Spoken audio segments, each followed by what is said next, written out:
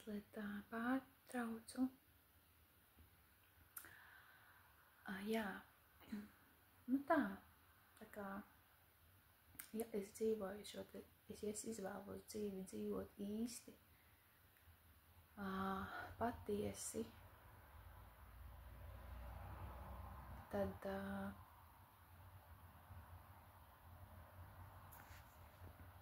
tāda vētras pieredze, un viņa var būt arī jebkuru citu dienu.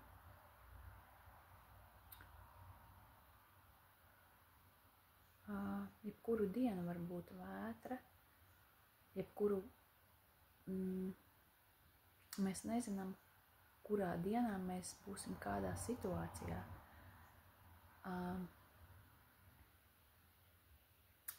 Tāpēc ir forši, ka ir šāda te, ka mēs varam ļauties tādai dabiskai apstrādei, ka viss, kas notiek, tas notiek, ka viss tas, kas notiek mūsu dzīvē, tas viss ir ok, tas viss ir normāli, ka nevajag kādu pieredzi noliegt un teikt, ka tā ir slikta pieredze un tā ir laba pieredze.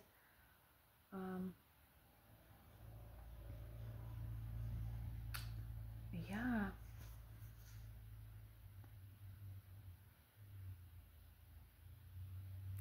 Un tāda integrācija, tā ir arī tāda pamatīga integrācija, kā mēs kaut kādu tādu ļoti zīmīgu pieredzi, kas ir kaut kur šeit iekšā ķermenī, nu tik dziļi mūsos,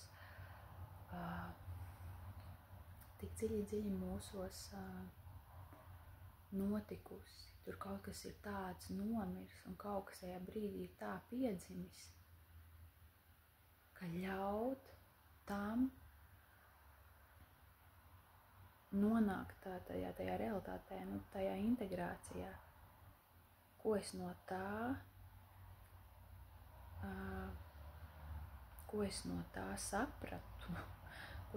sapratu, ko ķermenim ir vēl jāiemieso tālāk. Jo arī kāpēc notiek šādas te pieredzes, kāpēc mēs esam kaut kur dzīvē, notiek šādas te pieredzes, un kas tā ir par tādu apstrādi, kas tā ir par integrāciju, kā to integrēt, jā, un tas jau arī tas dabiskais process, pēc tam atnāk šis te, jā, man šeit viņu vajag integrēt, man viņu vajag šeit, man vajag integrēt viņu par savu drošību. Es atbildu par savu drošību, es savu ķermeni, mans ķermenis ir drošībā, mana nervu sistēma ir drošībā, un līdz ar to arī bērni. Līdz ar to manā nervu sistēmā viņi ir drošībā. Un to visu integrēt,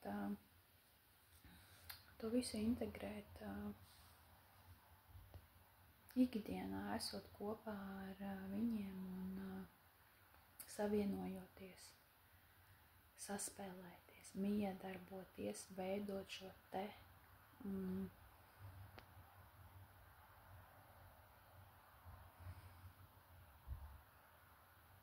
veidot tīro saspēli, tā es varētu to nosaukt.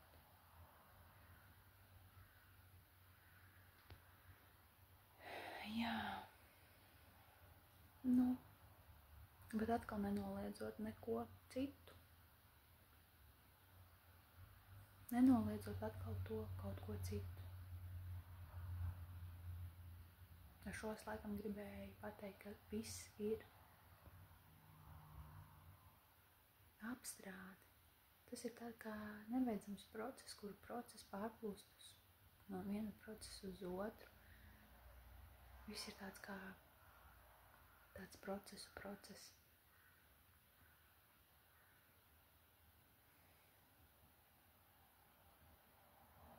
Jā. Varu droši padalīties, kā jums iet. Varbūt, ja gribat kaut ko vairāk